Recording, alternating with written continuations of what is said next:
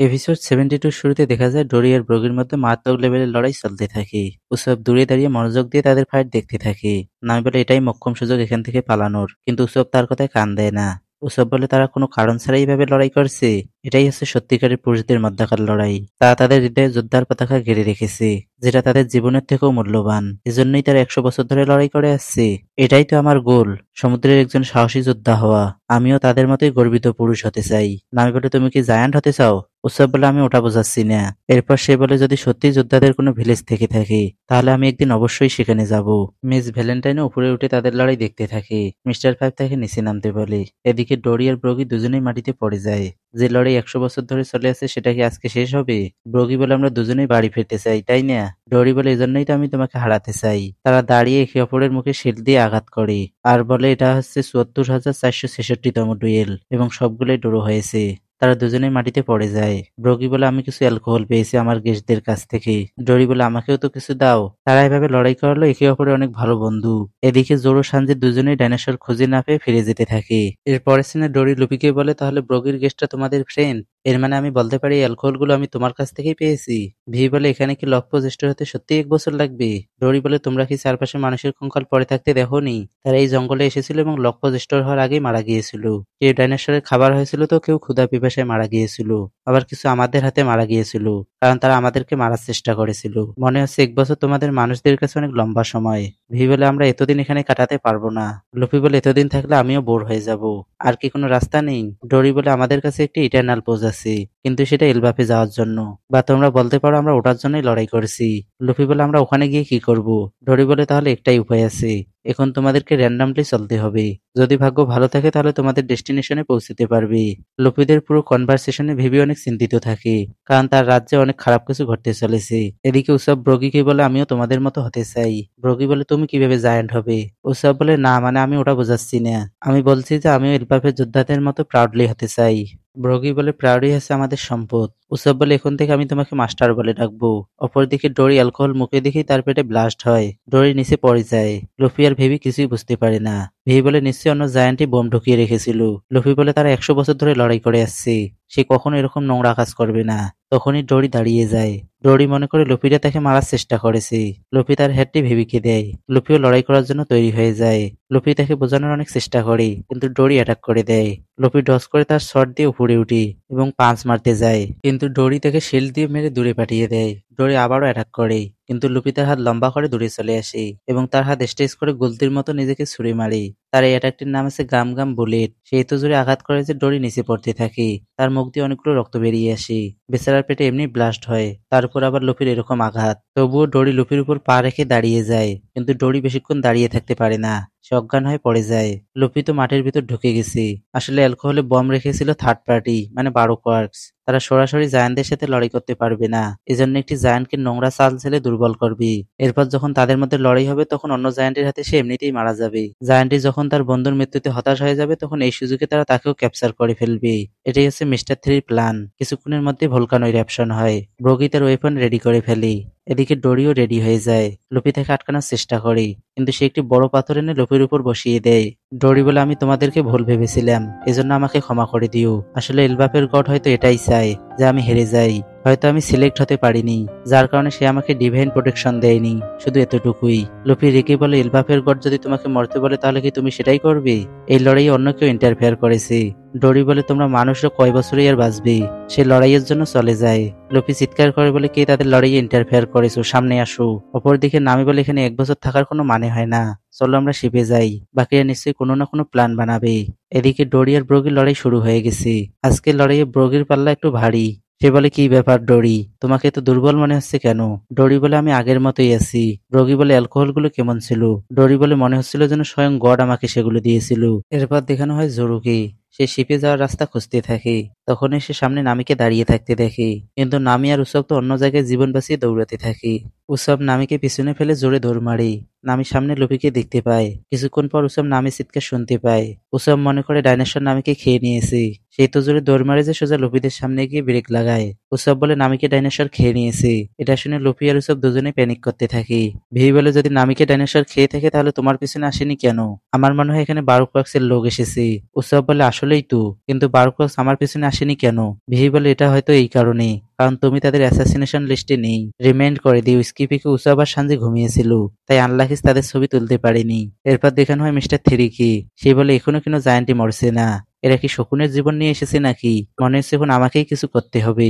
এদিকে ডোরি আর ব্রোগি লড়াই চালাতেই থাকে। তখনই কিছু একটার উপর পা পড়ায় ডোরি পিছলে যায়। এই সুযোগে ব্রোগি তার ওয়েপন চালিয়ে দেয় ডোরির বুকে। লুফিরা দূর থেকে তার রক্ত ছিটকে পড়তে দেখে। ব্রোগি বলে ৭৩,৪৬৭তম লড়াই আর একজনের বিজয়। আমরা ব্রোগির চোখে পানি দেখতে পাই, কারণ ডোরি তার বেস্ট ফ্রেন্ড ছিল। মিস্টার থ্রি বলে তুমি কি জিতে আর খুশিতে কাঁদছো? কিন্তু এত খুশি হতে হবে না। আমি সাহায্য না করলে তুমি তাকে মারতে পারতে না। সে ব্রোগিকেও ক্যাপচার করে ফেলেছে।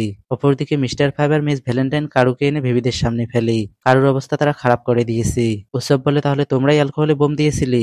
উৎসব তার গুলতি চালিয়ে দেয়। এতে তাদের শরীরে ধামাকা হয়। মিস্টার ফাইভ উৎসবের দিকে নোসফেন্সি ক্যানন মারে। এরপর মিস ভ্যালেন্টাইন তার ওয়েট ১০,০০০ কেজি করে উৎসবের উপর ল্যান্ড করে।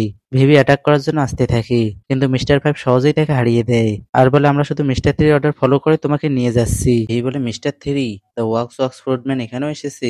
মিস্টার ফাইভ বলে সে আছে ক্যান্ডলম্যান। সে তার পুরো শরীর থেকে মোম বের করতে পারে। এরপর দেখানো হয় ব্রোগিকে। তাকে পুরো ক্যাপচার করে ফেলেছে মিস্টার থ্রি। ব্রোগি বলে তোমাকে এর মূল্য দিতেই হবে। এদিকে মিস্টার ফাইভ লুফিকে বলে আমরা অলরেডি তোমার গ্রুপের সর্সম্যান আর মেয়েটিকে ধরে ফেলেছি। লুফি বলে তোমরা জোরোকে ধরেছো? তাহলে তৈরি থেকে টুকরো টুকরো হওয়ার জন্য। মিস্টার ফাইভ বলে তুমি তো অনেক বড় বড় কথা বলছো। লুফি তার পায়ে থুতু মারে। মিস্টার ফাইভ রেগে লুফির মুখে অনেকবার ধামাকা করে, ফলে লুফির অবস্থা খারাপ হয়ে যায়। এরপর তারা ভেবিকে নিয়ে চলে যায়। অপরদিকে ব্রোগি ওঠার চেষ্টা করতে থাকে। মিস্টার থ্রি বলে কোনো লাভ নেই। আমার মোম একবার শক্ত হয়ে গেলে লোহার মতোই মজবুত হয়। তখনই মিস্টার ফাইভ আর মিস ভ্যালেন্টাইন সেখানে ভেবিকে নিয়ে আসে। ভিভি বলে তাহলে এটা তোমার প্ল্যান ছিল? তুমি অ্যালকোহলে বোম দিয়েছিলে? মিস্টার থ্রি ভিভির পায়ে মোমের লগ লাগিয়ে দেয়। এরপর সে একটি বিশাল মোমবাতি তৈরি করে। মিস্টার ফাইভ আর মিস ভ্যালেন্টাইন জোরো আর নামিকে নিয়ে আসে। তারা জোরোদের দাঁড় করিয়ে দেয় মোমবাতির নিচে এবং মোমবাতির মাথায় আগুন লাগিয়ে দেয়। নামি বলে আমি আমার পা নড়াতে পারছি না। জোরো বলে অবশ্যই তারা আমাদেরকে যেতে দিবে না। জোরো মোম কাটার চেষ্টা করতে থাকে, কিন্তু পারে না, কারণ পা আটকে থাকার কারণে সে তার ফুল ফোর্স ইউজ করতে পারছে না। মিস্টার থ্রি বলে আস্তে আস্তে তোমাদের গায়ে মোমের আস্তরণ জমতে জমতে তোমরাও মূর্তিতে পরিণত হয়ে যাবে। নামি ব্রোগিকে বলে তুমি কিছু করো। মিস্টার থ্রি বলে সে কিছুই করতে পারবে না, কারণ সে তার ফ্রেন্ডকে নিজের হাতে মেরেছে সামান্য প্রাউডের জন্য। এখন সে তার ফ্রেন্ডের মৃত্যুতে ভেঙে পড়েছে। ব্রোগি বলে আমি জানতাম, যখনই আমরা প্রথমবার আমাদের বলে এক্সচেঞ্জ করেছিলাম তখনই বুঝতে পেরেছি তার সাথে খারাপ কিছু ঘটেছে। মিস্টার থ্রি বলে এখন মিথ্যা বলে কি লাভ হবে? ব্রোগি বলে তোমার মতো মানুষ কখনো ডুয়েলের মর্যাদা বুঝতে পারবে না। আমি তার প্রতি কোনো দয়া দেখাইনি, কারণ সে ছিল একজন যোদ্ধা, এ ট্রু ওয়ারিয়র। তার উপর দয়া দেখালে তাকেই অসম্মান করা হতো। কিন্তু এখন যেহেতু আমি জানতে পেরেছি তাকে মারার পেছনে কার হাত রয়েছে, তাহলে তাদেরকে আমি কিভাবে যেতে দিতে পারি? সে জোর লাগাতে থাকে, ফলে মিস্টার থ্রির মম ভেঙে যায়। এটা দেখে মিস্টার থ্রি তো প্রসাব বের হতে যাচ্ছিল, বের হয়নি কারণ সে একটু আগেই প্রসাব করে এসেছে। ব্রোগি দাঁড়িয়ে যায়। তখনই মিস্টার ফাইভ তার উপর ধামাকা করে। সে ততক্ষণ ধামাকা করতে থাকে যতক্ষণ না ব্রোগি নিচে পড়ে যায়। এরপর দেখানো হয় লুফিদের। লুফি আস্তে আস্তে উসবকে ডাকতে থাকে, ওই উসব, তুমি কি তাদেরকে এভাবেই যেতে দিবি? মিস ভ্যালেন্টাইন উসবকে মাটিতে গেড়ে দিয়েছিল। উসব বলে কখনোই না। তখনই কারো উঠে লুফির সামনে গর্ত করতে থাকে। এদিকে মিস্টার থ্রি আবারও ব্রোগিকে ক্যাপচার করে ফেলে। সে এবার মোমের প্রেক তৈরি করে ব্রোগির হাতে পায়ে গেড়ে দেয়। ব্রোগি ব্যথায় চিৎকার দিয়ে উঠে আর সে দাঁত বের করে হাসতে থাকে। নামি বলে আমি ঠিকমতো শ্বাস নিতে পারছি না। ভিভি বলে এভাবে চললে তো আমরা মোমের মূর্তিতে পরিণত হয়ে যাব। এখানে নামি আর ভিভি প্যানিক করলেও জোরো চুপচাপ দাঁড়িয়ে থাকে। এটা প্রমাণ করায় যে জোরো তাদের থেকে অনেক বেশি স্ট্রং। নামি জোরোকে বলে কিছু করো। জোরো ব্রোগিকে বলে আমি জানি তুমি এখনো দাঁড়াতে পারবে, তাহলে আমিও পারবো। কেমন হয় যদি আমরা একসাথে তাদেরকে পিষে ফেলি? জোরো তার সিরিয়াস লুক দেয়। তাকে দেখে বারোক্রক্স ভয় পেয়ে যায়। নামি বলে কি করছো তুমি? দাঁড়াও, এটা বলো না যে তুমি তোমার পা কাটতে চাচ্ছ। জোরো বলে এখন এটাই একমাত্র উপায় এখান থেকে বের হওয়ার। নামি বলে তুমি কি পাগল নাকি? তোমার পা কেটে বের হলে তুমি কিভাবে তাদের সাথে লড়াই করবে? তারা তোমাকে আবারও ক্যাপচার করে ফেলবে। জোরো বলে যতক্ষণ না চেষ্টা করবো ততক্ষণ কিভাবে বুঝবো? ভিভি শুধু জোরোকে দেখতে থাকে। ভিভি বলে আমি এরকম লোক আগেও দেখেছি। তার ইগরামের কথা মনে পড়ে, মানে জোরো মরার জন্য সম্পূর্ণরূপে তৈরি আছে। ভিভি বলে আমি তোমার সাথেই আছি। ব্রোগি বলে ঠিক আছে, শুরু করা যাক। তখনই সেখানে এন্ট্রি হয় আমাদের হিরোদের। লুফি, উসব আর কারু দৌড়ে আসতে থাকে আর চিৎকার করে বলে, আমরা তোমাদের পেছনে কিক মারার জন্য চলে এসেছি। কিন্তু তারা ব্রেক লাগাতে ভুলে যায়, তাই যুদ্ধের ময়দান ছেড়ে অনেক দূরে চলে আসে। লুফি বলে, উসব, বার্ট, চলো তাদেরকে উচিত শিক্ষা দেই। উসব বলে, মাস্টার ব্রগি, আমি চলে এসেছি তোমাকে বাঁচানোর জন্য। নামি বলে, তাদেরকে এত মারো যে তাদের চেহারাই যাতে বদলে যায়। লুফি বলে, তোমরা জায়ান্টের ডুয়েল খারাপ করেছো, এর শাস্তি তোমাদেরকে পেতেই হবে। মিস্টার থ্রি বলে, তাহলে তুমি হচ্ছে ইস্ট ব্লুর সবচেয়ে বড় বাউন্টিওয়ালা লোক? নেভির লোকেরা কি এতটাই নিচে নেমেছে যে একটা ছোট বাচ্চার উপর 30 মিলিয়ন বাউন্টি বের করেছে? লুফি তার চুলের স্টাইল দেখে বলে, এটা আবার কেমন অদ্ভুত মাথা, এটাতে আবার আগুনও জ্বলছে। নামি বলে, এই পিলারটি ভেঙে ফেলো, নাহলে আমরা মোমের মূর্তিতে পরিণত হয়ে যাব। লুফি বলে, তোমরা কি বিপদে আছো? জোরো বলে, না, এখানে কোনো প্রবলেম নেই, আমি তো অর্ধেক কাজ প্রায় সেরেই ফেলেছি। নামি বলে, তুমি কিভাবে বলতে পারো যে এখানে কোনো প্রবলেম নেই? তোমার পায়ের দিকে একবার তাকাও। জোরোর পা থেকে রক্ত বের হতে থাকে। জোরো বলে, যেহেতু এসে গেছো এখন তাড়াতাড়ি এই পিলারটি ভেঙে ফেলো। সে তার একটি হাত উঁচু করে স্ট্যাচু অব লিবার্টির মতো পোজ নেয়। নামি বলে, তুমি এটা কি করছো? জোরো বলে, যদি আমি মূর্তিতে পরিণত হয়ে যাই সেজন্য আগেই পোজ নিয়ে রাখছি। নামি বলে, এটা মজা করার সময় নয়। জোরো বলে, আমি মজা করছি না। নামি বলে, বাজে কথা বাদ দিয়ে তোমার পায়ের কিছু পড়ো, এটা দেখতেও আমার ভয় লাগছে। জোরো বলে, তোমাকে ওখানে কে দেখতে বলছে? তারা এভাবে বেকার কথা বলতেই থাকে। মিস গোল্ডেন উইক বলে, তারা তো তোমাকে সিরিয়াসলি নিচ্ছেও না মিস্টার থ্রি। জোরো নামিকে বলে, যদি তুমি পোজ নিতে চাও তাহলে এখনই নিয়ে নাও, নাহলে আর পরে সময় পাবে না। নামি বলে, তোমার সাথে আমাকে তুলনা করো না। মিস্টার থ্রি বলে, তারা কিভাবে এরকম সিচুয়েশনে এরকম চিল মুডে থাকতে পারে? উসাব বলে, ওইদিকে কি দেখছো?